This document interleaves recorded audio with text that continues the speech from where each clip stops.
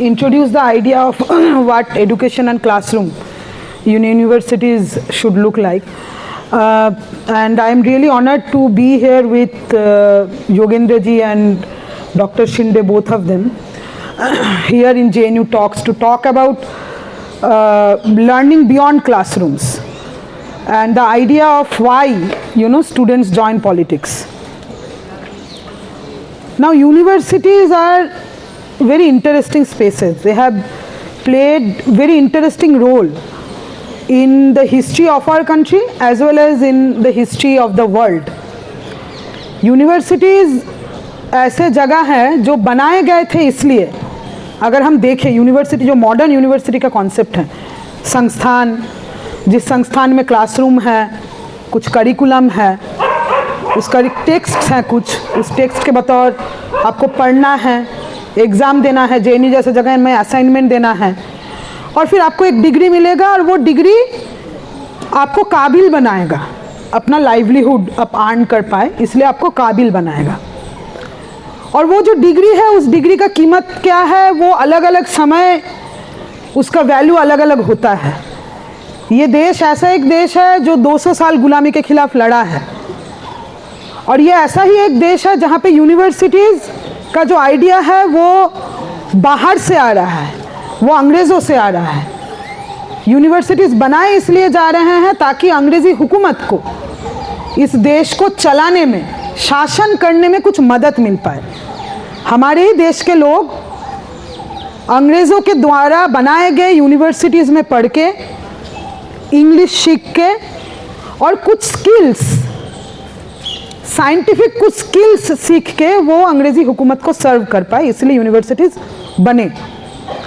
और उस यूनिवर्सिटी से निकले हुए स्टूडेंट्स ने क्या किया, वो तो इतिहास गवाह है उस चीज़ के लिए।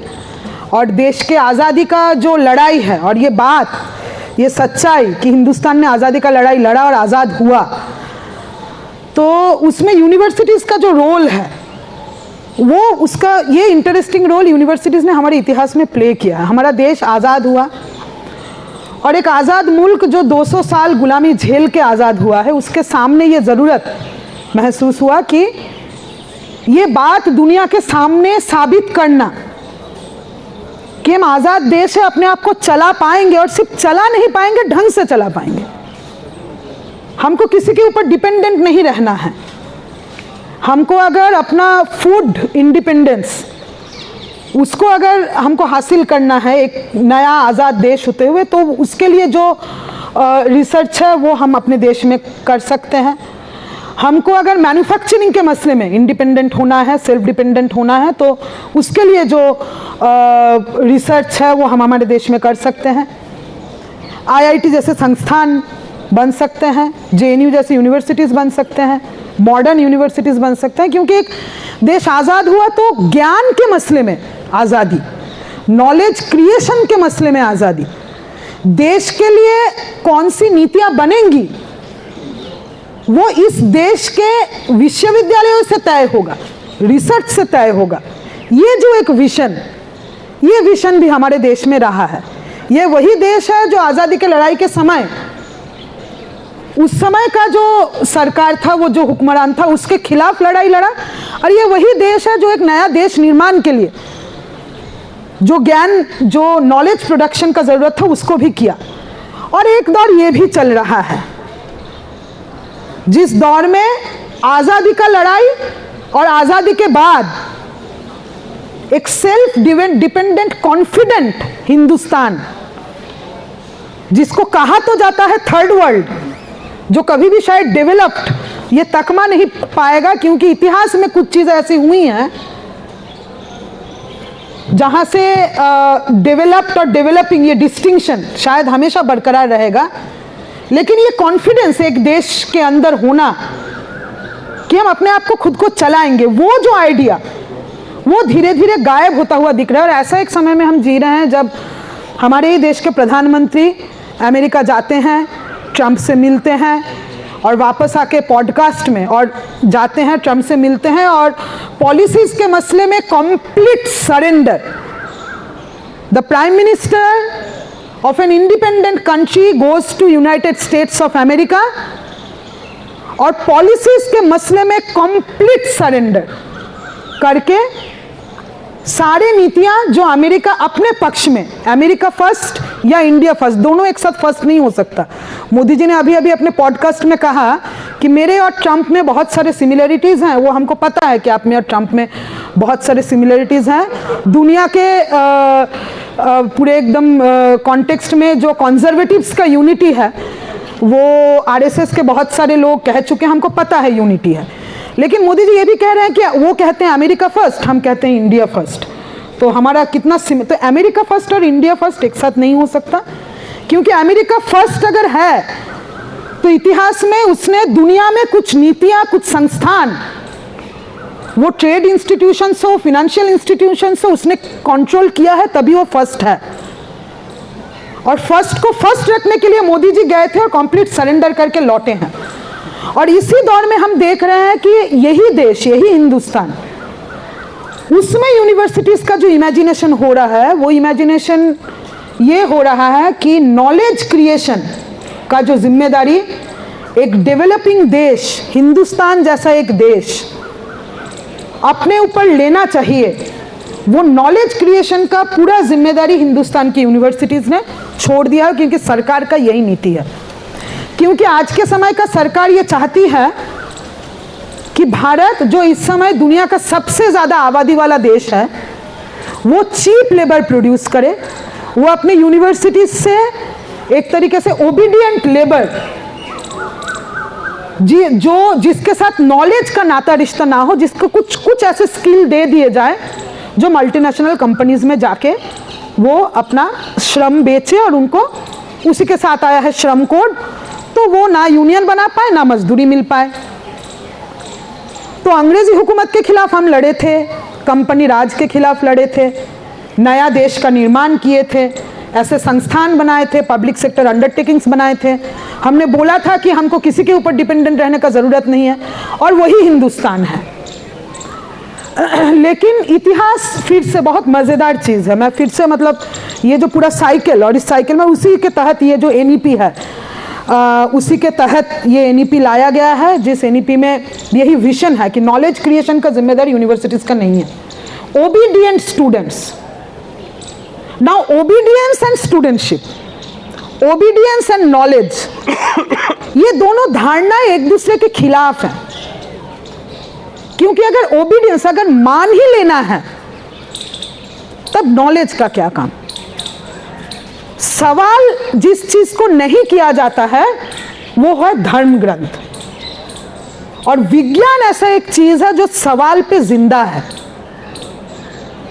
सवाल किया जाता है तभी नया नॉलेज क्रिएशन होता है। तो मोदी जी का ये जो सपना है कि ओबीडियंट स्टूडेंट कम्युनिटी एनईपी के तहत बनेगा, मुझे लगता है ये सपना पूरा नहीं होगा।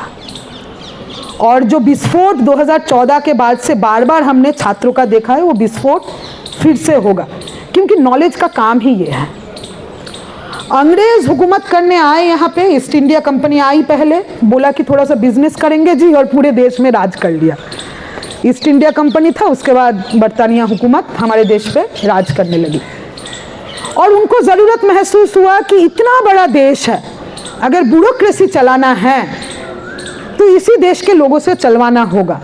और उसके लिए उन्होंने अपना जो एजुकेशन सिस्टम था उसका उन्होंने इंट्रोडक्शन, और मुझे लगता है कि अर्ली 19th सेंचुरी में ये काम उन्होंने किया। हिंदू कॉलेज खुला, उसके बाद बाकी तमाम सारी यूनिवर्सिटीज़ खुले, और एक दौर ऐसा गुजरा जिस दौर में जो स्टूडेंट कम्युनिटी वो अंग्रेज़ों के बनाए हुए यूनिवर्सिटीज़ में पढ़ रहे थे, वो एक्चुअली अच्छा ब्यूरोक्रेट बन रहे थे। 1857 का जो महाविद्रोह, उस विद्रोह में स्टूडेंट्स का हिस्सेदारी इतिहास में दर्ज नहीं है। लेकिन देखिए नॉलेज क्या चीज़ है। आपको ब्यूरोक्रेसी के लिए चाहिए था कि आप थोड़ा सा साइंस पढ़ा दें, आप थोड़ा सा इंग्लिश पढ़ा दें, लेकिन उसी के माध्यम से हिंदुस्तान के नौजवानों का जो यूनिवर्स के नॉलेज सिस्टम के प्रति जो एक्सपोजर हुआ, साइंटिफिक फैक्ट्स, सत्य, और ये बात की सवाल पूछना, उसी के आधार पे साइंस खड़ा हुआ है। Liberty, equality, fraternity, the idea of French revolution.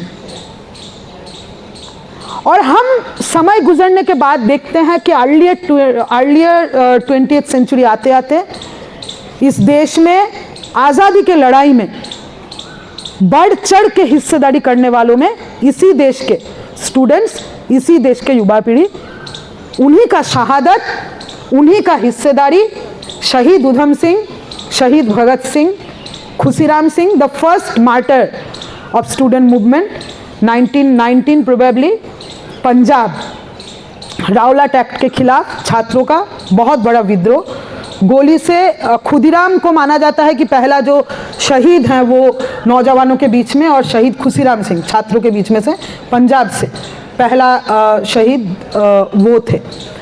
तो यूनिवर्सिटीज़ तो बनाया गया था अंग्रेज़ों द्वारा इसलिए कि कुछ स्किल्स दे दिए जाए ताकि ब्यूरोक्रेसी चल पाए, लेकिन उसका नतीजा क्या निकला ये हमारे इतिहास में दर्ज है। हमने देखा कि वो चाहे माने हमारे आज़ादी के अर्ली 20th सेंचुरी से लेके 1947 तक जितने मास अपसर्जेस हिंदुस्तान को आज़ादी दिलाने के लिए हुआ है, उस सारे मास अपसर्जेस में स्टूडेंट्स का बढ़ चढ़ के हिस्सेदारी रहा है। और स्टूडेंट्स इस बात को कि अगर दुनिया में लिबर्टी, इक्वलिटी, फ्रेटर्निटी चल सकता है तो हिंदुस्तान में गुलामी क्यों चलेगा, इस बात को बढ़ चढ़ के छात्रों ने कहा है। गांधी के लीडरशिप में जितने आंदोलन लड़े गए उसमें स्टूडेंट्स का हिस्सेदारी, जो स्वदेशी आंदोलन हुआ कि अंग्रेजों का बनाया हुआ एजुकेशनल इंस्टीट्यूशंस इसको हम नहीं बनेंगे, हम नेशनल इंटरेस्ट में यूनिवर्सिटीज़ बनेंगी, उसको बनाने में हिंदुस्तान के छात्रों का भागीदारी, 9 विद्रोहों में हिंदुस्तान के छात्रों का भागीदारी। और हिंदुस्तान जब आज़ाद हो रहा था उसी समय तेलंगाना जो रिवोल्ट है, तेलंगाना रिवोल्ट जो एक पीजेंट मूवमेंट है जो फ्यूडलिज्म के खिलाफ, सामंतवाद के खिलाफ तेलंगाना रीजियन में जो आंदोलन लड़े गए उसमें छात्रों का ज़बरदस्त भागीदारी। तो इतिहास में तो छात्रों ने, इतिहास ने बनाया है, हिंदुस्तान को आज़ादी दिलाया है। और आज़ादी के बाद अगर हम देखें इस देश का पहला जो एक तरीके से स्टूडेंट ऑर्गेनाइजेशन, क्योंकि ये तो मैंने कहा कि नॉलेज का क्या रोल है, क्योंकि नॉलेज आपको दिया जाता है संस्थानों में ताकि आप डेफिनेशनली गुड सिटीजन बन पाए। और गुड सिटीजन का मतलब है कि वर्तमान जो रूल्स हैं सरकार चलाने के उसके सामने आप ओबीडियंस हो, लेकिन डायलेक्टिक्स अपना काम करता है और नॉलेज अपना काम करता है। तो जितने संख्या में गुड सिटीजन्स निकले हैं उससे ज़्यादा इफेक्टिव रेबेल करने वाले, विद्रोह करने वाले, आंदोलन का निर्माण करने वाले और समाज को बदलने वाले निकले हैं, उससे ज़्यादा इफेक्टिव। तो उसमें छात्रों का हमेशा से भूमिका रहा है। पहला जो ऑर्गेनाइज्ड स्टूडेंट ग्रुप इस देश में खुला, जितना मुझे याद आ रहा है, वो वही 1920 के आसपास all Bengal student association Bengal में, ऑल इंडिया स्टूडेंट फेडरेशन पहला जो नेशनल स्केल का जो स्टूडेंट ऑर्गेनाइजेशन है वो बना 1936 में।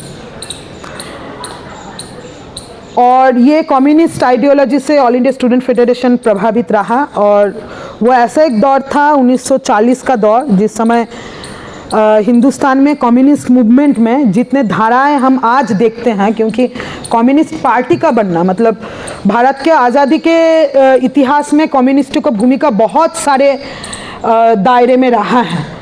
वो जो किसान आंदोलन, वो तेभागा हो, वो तेलंगाना हो, उसको ऑर्गेनाइज करने में कम्युनिस्टों का भूमिका रहा है। शहीद आज़म भगत सिंह खुद कम्युनिस्ट थे। कांग्रेस के अंदर कम्युनिस्टों का स्ट्रॉन्ग फ्रैक्शन रहा है, सोशलिस्टों का स्ट्रॉन्ग फ्रैक्शन रहा है। लेकिन कम्युनिस्ट्स और सोवियत रशिया का जो एक तरीके से आना, उससे लेनिन से इंस्पायर्ड हमारे भगत सिंह खुद रहे हैं। और सोवियत का एक तरीके से जो सपोर्ट है हिंदुस्तान के फ्रीडम स्ट्रगल में, उससे प्रभावित हुए हमारे इतिहास में आज़ादी का लड़ाई लड़ने वाले स्टूडेंट्स। और आज़ादी के पहले ही, आज़ादी मिलने से पहले ही 1936 में जो नेशनल स्केल का जो स्टूडेंट फेडरेशन है वो बना, जो वामपंथी आइडियोलॉजी से वो प्रभावित रहा। आज़ादी के बाद, आज़ादी तो हमको मिला, आज़ादी के लड़ाई में तो खूब शहादतें दी गई, अंग्रेज गए, लेकिन आज़ादी का जो असली मतलब है, आज़ादी का मतलब ज़रूर अंग्रेज़ों का जाना, लेकिन आज़ादी का मतलब समानता, आज़ादी का मतलब जातिवाद से आज़ादी, आज़ादी का मतलब गैर बराबरी से आज़ादी, आज़ादी का मतलब पूंजीवाद से आज़ादी, और एक नए देश के निर्माण में इक्वल सिटीजनशिप, जो हमारे संविधान में लिखा है। और इस बात को अंबेडकर ने खुद कहा है कि संविधान में जो बात लिखा जा रहा है उसको लागू करने के लिए, लेकिन वो सिर्फ लिखित से नहीं होगा। पॉलिटिकल इक्वालिटी, जब तक सोशल और इकोनॉमिक इक्वालिटी गारंटीड नहीं होता, तब एक व्यक्ति एक वोट, ये कीमत शायद एक व्यक्ति एक वोट का नहीं है। इसलिए पॉलिटिकल और सोशल चेंजेस के लिए आज़ादी के बाद जितनी लड़ाइयाँ लड़ी गई हैं उसमें छात्रों का बढ़ चढ़ के भूमिका, वो चाहे समझिए 1960 के दशक में कलकत्ता में ट्राम का फेयर, ट्राम पहले चलता था, अभी अंतिम ट्राम कलकत्ता में अभी कुछ ही दिनों पहले चला है, अभी वो इतिहास का हिस्सा है, लेकिन पहले ट्राम जो है वो मास ट्रांसपोर्ट का एक ये हुआ करता था। 2 पैसा बढ़ा ट्राम का कीमत, और जिस तरीके से स्टूडेंट मूवमेंट फूटा कलकत्ता के सड़कों पे, वो वही दौर था जो एक आज़ाद देश बहुत भयानक फूड स्कार्सिटी से गुजर रहा था। उसका एक हिस्टोरिकल कॉन्टेक्स्ट है, उसमें कॉलोनियल लिगेसी है, उसमें हमारे फूड इंडिपेंडेंस में जितने एग्रेरियन रिफॉर्म, लैंड रिफॉर्म्स होने थे 1960 के दशक तक, वो सवाल बन रहे थे। तेलंगाना था, तेभागा था, लेकिन लैंड रिफॉर्म का मूवमेंट बन रहा था। और ट्रम्प का किराया बढ़ने के बाद जो बड़ा स्टूडेंट मूवमेंट फूटा, उसी के बाद फूड मूवमेंट कलकत्ता के सड़कों पे वो फूटा, और उसने एक बड़ा बदलाव, अगर हम वामपंथी दायरे में बात करें तो राजनीति में एक बड़ा बदलाव उस फूड मूवमेंट ने किया, और जिसमें स्टूडेंट्स का ये तमाम सारे आंदोलन में बहुत ज़ोर शोर से भागीदारी स्टूडेंट्स का रहा है। और वही 1960 का दशक है जिस समय हमने देखा कि भारत के इतिहास में ऐसा बहुत सारा बदलाव हो रहा है, जहाँ पे एक आज़ाद मुल्क फिर से वही सामंतवाद से आज़ादी, पूंजीवाद से आज़ादी, इस आज़ादी का लड़ाई शायद लड़ रहा है। और उसी दौरान हम देखते हैं 1967, 1969 नक्सलबाड़ी का आंदोलन। हम लोग ऐसे स्ट्रीम से आते हैं, ऐसे स्ट्रीम ऑफ स्टूडेंट मूवमेंट से आते हैं जो वामपंथी स्टूडेंट मूवमेंट से इन्फ्लुएंस्ड है, प्रभावित है, इंस्पायर्ड है, और उसी के साथ साथ नक्सलबाड़ी का जो आंदोलन है उससे हम प्रभावित हैं।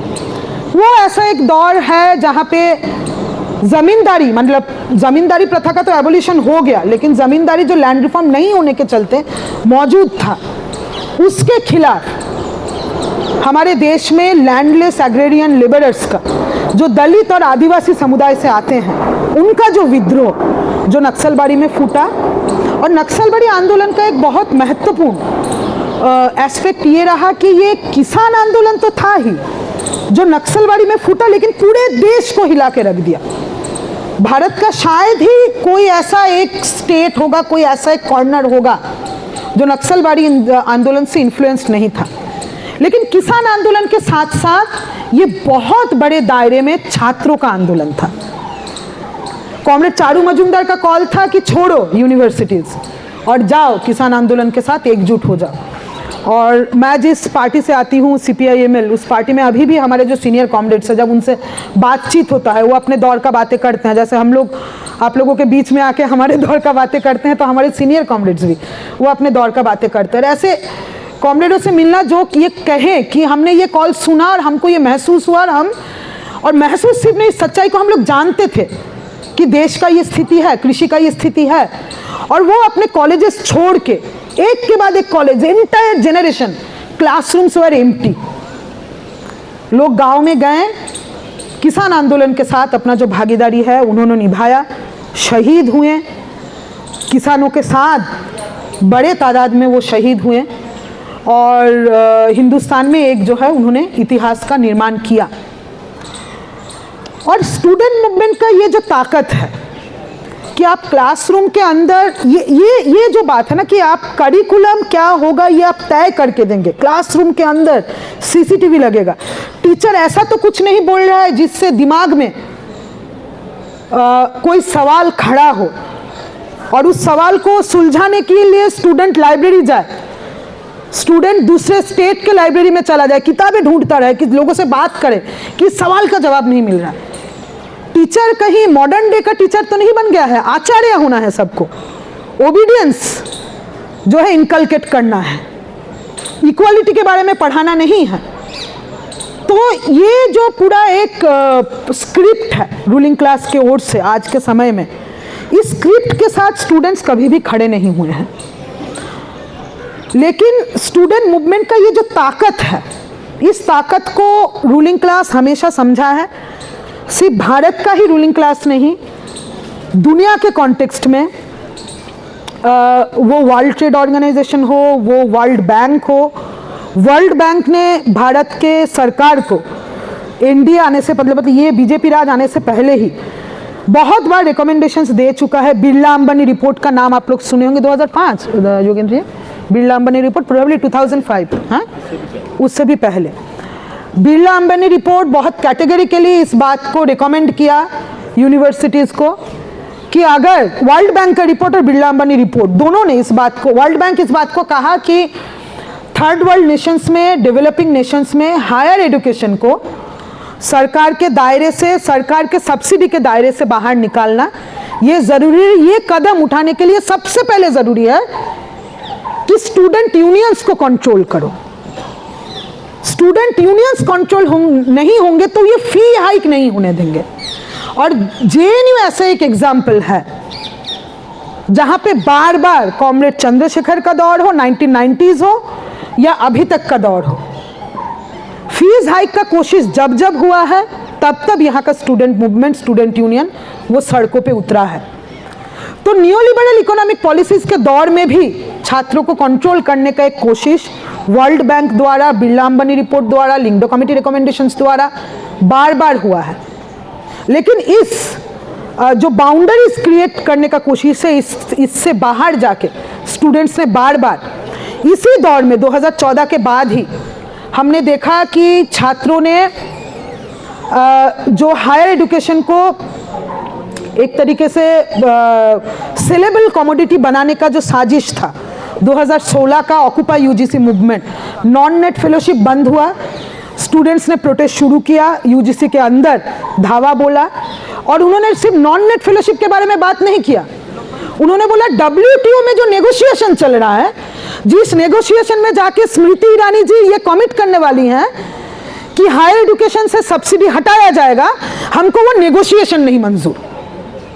हमें 5,000 8,000 तो चाहिए ही, 5,000 8,000 तो बढ़ाना ही है, हमें वो नेगोशिएशन नहीं मंजूर कि हमारे देश में हायर एजुकेशन पब्लिक फंडेड होगा कि नहीं, ये वर्ल्ड ट्रेड ऑर्गेनाइजेशन बता के देगा। तो स्टूडेंट मूवमेंट जब अपने कैंपस के अंदर एमसीएम के लिए लड़ता है, स्टूडेंट मूवमेंट जब आप अपने कैंपस के अंदर जो आंदोलन इस समय आप लोग लड़ रहे हैं स्टूडेंट यूनियन इलेक्शन करवाने का, समझिए आपका लड़ाई यहां तक रिकमेंडेशन दिया था बिरला अंबानी रिपोर्ट ने, रिकमेंडेशन दिया था वर्ल्ड बैंक ने कि स्टूडेंट यूनियन खत्म करो, नहीं तो जो सेल्फ फाइनेंसिंग कोर्सेस जेएनयू के अंदर, बाकी यूनिवर्सिटीज में तो जरूर, जेएनयू के अंदर जो जबरदस्ती सेल्फ फाइनेंसिंग कोर्सेस खोले जा रहे हैं, इसके खिलाफ आवाज उठाने का जो मंच है उसको बंद करना जरूरी है। तो क्लासरूम के अंदर जरूर हमें पढ़ाए जाते हैं और हम जैसे स्टूडेंट्स और आप जैसे स्टूडेंट्स बहुत फॉर्चुनेट हैं, चाहे वो शिंदे सर हो, चाहे वो बाकी तमाम सारे टीचर्स हो जो क्लासरूम के अंदर पढ़ाते हुए इस बात को कहते हैं सिर्फ क्लासरूम से मत सीखो, क्लासरूम के बाहर से भी सीखो। लेकिन क्लासरूम के अंदर ऐसे टीचर्स भी हमको मिलते हैं जो कहते हैं कि टेक्स्ट के बाहर एक सवाल मत पूछो, सरकार को कोई सवाल मत करो, तुम्हारा काम है कि टेक्स्ट पढ़ के अच्छा पब्लिक एडमिनिस्ट्रेटर बनो या जिस सब्जेक्ट से मैं आती हूँ जियोग्राफी, हमें हमारे ही टीचर्स ने कहा था कि जियोग्राफी का जो इमर्जेंस है उसके साथ कॉलोनियल लीगेसी का एक बहुत नाता रिश्ता है। मैप करके दिखाओ अंग्रेजी हुकूमत को कि कितना कहाँ पे कैसे रूल करना है ना। लेकिन उसी सब्जेक्ट के अंदर से निकला रेडिकल जियोग्राफी। तो पढ़ाया तो आपने तो मैप करना सिखाया, लेकिन उसी सब्जेक्ट के अंदर से निकल के कुछ लोगों ने कहा कि स्पेस को दूसरे नजरिए से पढ़ेंगे, डेविड हार्वे को पढ़ेंगे, स्पेसेस ऑफ इनइक्वालिटी पढ़ेंगे, सिर्फ डेटा नहीं देंगे। तो ऐसे टीचर्स भी हमको क्लासरूम्स के अंदर मिलते हैं, जो हमारे शिक्षक भी होते हैं और हमारे दोस्त भी होते हैं। तो knowledge is a dangerous thing that must be restricted according to the rulers of our country to the students of this country. Knowledge creation is a dangerous thing that must be restricted. जो हमारे हुक्मरान ये समझते हैं, लेकिन knowledge ऐसा एक चीज़ है जो ओबीडियंट सिटीजन बनाने के लिए तो वो इनकलकेट किया जाता है, इंस्टीट्यूशंस बनाए जाते हैं, बिल्डिंग्स बनाए जाते हैं, लेकिन उसी के अंदर से विद्रोह निकलता है और वो विद्रोह इतिहास निर्माण करता है, वो विद्रोह समाज बदलता है। और जेएनयू बार बार उस लीगेसी का हिस्सा रहा है। और जेएनयू तमाम सारे डिबेट्स इस कैंपस के अंदर होता है। पॉलिटिकल स्ट्रीम्स को, देश में कौन सा पॉलिटिकल स्ट्रीम चूज करना है, इसको लेके जेएनयू के अंदर डिबेट होता है। तो यही है, वो कारवा बढ़ता रहेगा, चलता रहेगा, यही उम्मीद है जेएनयू से। इनकलाब जिंदाबाद।